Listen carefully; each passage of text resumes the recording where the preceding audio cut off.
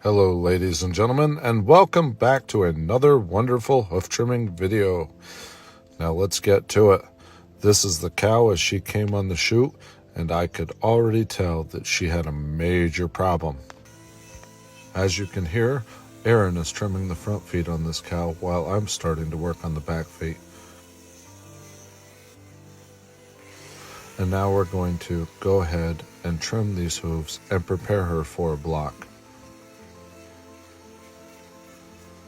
Anytime that we see maggots, that means that there's a hole in her hoof somewhere that has necrotic tissue involved.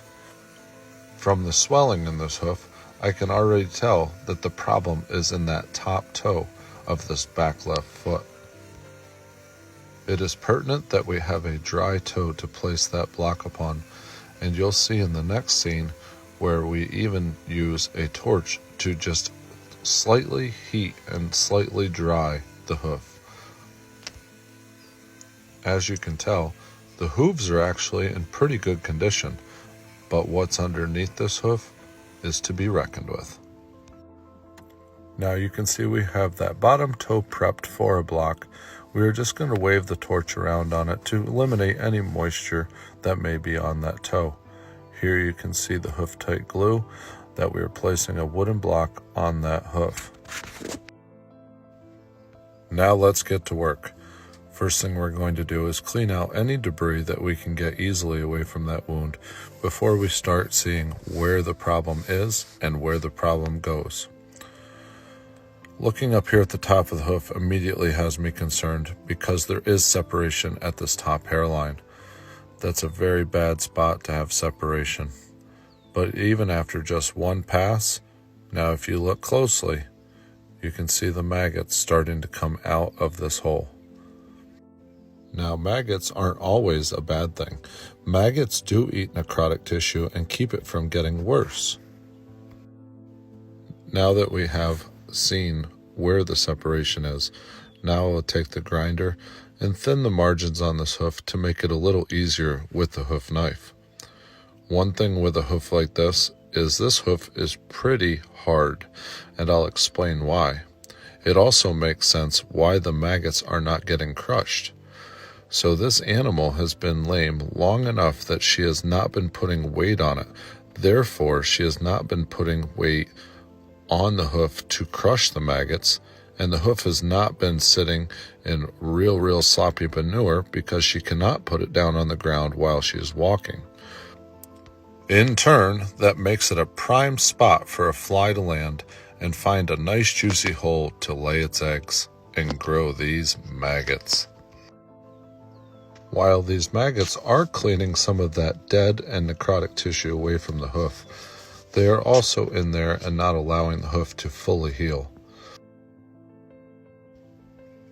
Now once again, we will try to flush some of these maggots out and clean out the area of this hoof where it is separated to allow us to see just how far that separation goes. Now when we are removing separated horn, the thing we look for is to where we can get the knife underneath the horn where it is loose and remove it all the way. Any loose horn that is attached to the hoof but detached from the corium allows for a pinch spot.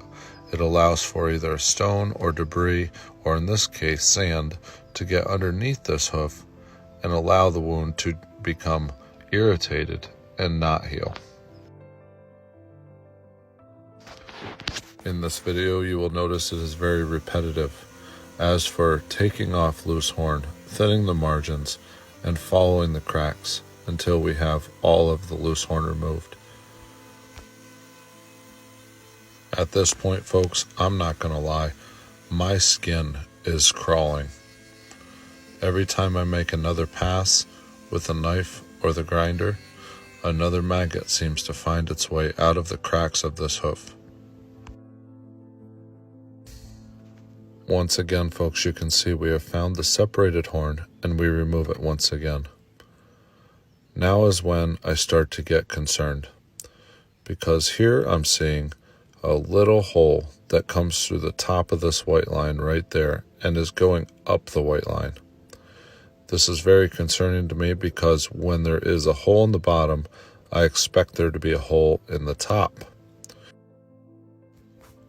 Now, if you remember back to the start of this video, we saw that that foot was swollen. That is another batch of concern because that tells me that there is infection.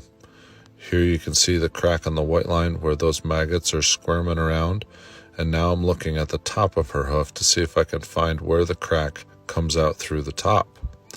After inspection, she has a massive hole, and this hole from that squish that you just saw there shows me that it is separated all the way through the bone into the top of that hoof. This is especially concerning because at this point, we cannot just repair bone. It is eminent now that this top toe will need to be amputated, and that is a veterinary procedure. So I'm going to do the best I can to clean it out. So I will continue to clean out this hoof and prepare it to be wrapped, and hopefully the veterinary is able to look at it soon. I would like to point out the fact, though, that those maggots did do a very good job of keeping that necrotic tissue away from the bottom of this toe, but that is no longer my concern. My concern is that the infection is so deep into this cow's hoof that it has affected that bone.